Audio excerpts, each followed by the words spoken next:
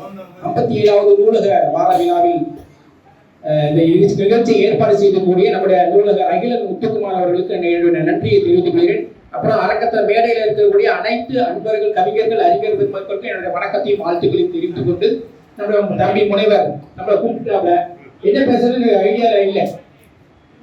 அண்ணன் தலைமையில் சொன்னாங்க, இவங்களோட கவிதையை படிக்கிறதுக்கு ஒரு 5 தடவையாவது படித்ததுக்கு அப்புறம் தான் அது உணர முடியும், அதனுடைய உணர்வு தெரிய முடியும் அப்படின்னு. அவர் ஒரு ஃபேண்டசி கவிஞர் அப்படின்னு சொல்லலாம். அந்த ஃபேண்டசி அப்படின்னு சொன்னாங்கன்னா கலோக்கியல எல்லா வார்த்தைகளும் ஆங்கிலம், அப்புறம் இங்க நடக்கக்கூடிய சூழல்கள், அப்புறம் ஒரு கவிதை, அந்த கவிதை வார்த்தைகளை கடைசியா முடிவுகளை ஒரு ட்விஸ்ட் வைப்பார். அந்த கவிதை உணர்றதுக்கு நவீனத்துவம் அப்படின்னு சொல்லுவாங்க. இல்லைன்னா இன்னொன்று சொல்லுவாங்க பின் நவீனத்துவம் அப்படிங்கிற கவிதை. அப்படி கூட அந்த அவருடைய கவிதையை நம்ம சொல்ல முடியும். பின்னவீனத்துவம் நம்ம ஆத்மநாமம்லாம் கவிதை எழுதி படிச்சிருப்பீங்க. ஆத்மநாமம் கவிஞர் அவருடைய கவிதைகளை பார்த்தா எளிதாக நம்ம புரிஞ்சுக்கிட முடியாது. ஆனா அது உள்ளார்ந்து படிக்கும் போது அந்த கவிதைகளை நம்ம புரிஞ்சுக்க முடியும். நவீனத்துவம், பின்னவீனத்துவம் கவிதை அப்படிங்கிற விஷயங்கள் அவர் ஆங்கிலம் நிறைய வார்த்தைகள் கலந்து அவருடைய எழுத்துக்கள். நம்மளோட சத்தியவலயன் தம்பியோட புத்தகத்தோட ஒரு அணிந்துரை எழுதினாங்க பார்த்தீங்கன்னா, அந்த அணிந்துரையை நீங்க படிச்சீங்கன்னா அந்த கவிதை புஸ்தகத்துக்கு நிறைய விஷயங்கள் நடப்புல சொல்ல இருக்கிற எல்லா விஷயங்களும் கலந்து அதில் எழுதிப்பாங்க. ரொம்ப அது ஒரு ஆச்சரியம், அற்புதமான ஒரு அணிந்துரை அந்த விஷயம். நான் கவிதை புஸ்தகம் தம்பி எழுதின நெருப்புலிகள், சத்தியவலயன் எழுதின கவிதையை விட அதிகமா ரசிச்சது அவருடைய அணிந்துரையை மட்டும்தான். மிக அற்புதமான ஒரு அணிந்துரையை எல்லா விஷயங்களும் கலந்து எழுதியிருப்பாங்க. அவருக்கு இந்த ஒளியின் இன்னொரு வானம் அந்த கவிதை புத்தகத்தை பத்தி நிறைய நம்ம பிரணாயம் அவங்க பேசுவாங்க. நான் அதை தவிர்த்துக்கிறேன். அவருக்கு ஒரு வாழ்த்துக்களை தெரிவித்துக் கொண்டு ஒரு குட்டி கதை தம்பி அப்பதான் உள்ள கொண்டு வேட்டி வீடியோ எடுத்து இந்த பக்கம்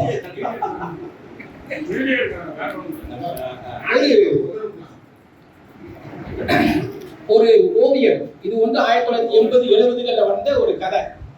சுஜாதா எழுதின கதை கை அப்படிங்கிற ஒரு கதை. அந்த கதையை படிச்சிருக்கீங்களா? படிச்சிருந்திருக்கலாம் நிறைய பேர். படிக்காதவங்க சிலர் தெரிஞ்சிருக்கிறதா அந்த கதையை சொல்றேன் அப்படின்னு நினைக்கிறோம். கை அப்படிங்கிற கதை. அதுல ஒரு ஓவியர் சாலை ஓரங்கள்ல கீழே தரையில ரோட்ல வரைஞ்சி அந்த காலத்துலலாம் சம்பாதிப்பாங்க. அவங்க அதுல நல்ல ஓவியரா இருப்பாங்க. நல்ல ஒரிஜினல் தொழில்முறை ஓவியரை விட அந்த சாலையில வரையக்கூடிய ஓவியம் மிக அற்புதமாக இருக்கும். ஒரு சாக் பீஸ் கறி துண்டுல அழகழகான ஓவியங்களை வரைஞ்சி அதுல வர கிடைக்கக்கூடிய வருமானத்தை வச்சு அவங்க குடும்பம் நடத்துவாங்க. அப்படி குடும்பம் நடத்தக்கூடிய ஒரு ஓவியர், அந்த ஓவியர் நல்லா சம்பாதிச்சுட்டு இருக்கிறாரு. ஆனாலும் கூட அவருடைய ஒரு முன்னேற்றம் அதுல இல்லை. அப்படிங்கும் போது என்ன செய்யலாம்னா, இந்த தொழிலை விட்டுட்டு வேற ஏதாவது தொழிலுக்கு நீ போனா நல்லா இருக்கும் அப்படின்னு சொல்லி இது பண்ணும்போது அந்த ஓவியர் ஒரு ஏஜென்சி நடத்துற இதுல போய் ஒரு நேர்முக தேர்வுக்கு போறார். நேர்முக தேர்வுக்கு போனா நீ என்ன பண்ற அப்படின்னா, நான் இந்த மாதிரி சாலை ஓரங்கள்ல ஓவியம் வரைவேன். அந்த ஓவியம் வரைஞ்சு நான் இதுல இல்லை, இந்த ஏஜென்சிக்கும் உனக்கும் எந்த தொடர்பும் இல்லையே, நீ எப்படி இந்த ஏஜென்சியில் வேலை பார்ப்பேன்? இல்லை, எப்படியாவது நான் வரைஞ்சிக்கிறது சொல்லி இது பண்ணி நான் முகம் ஏஜென்சியில வியாபாரத்தை நான் பண்ணிடுவேன் அப்படின்னு சொல்லி அவர் சொன்னார்.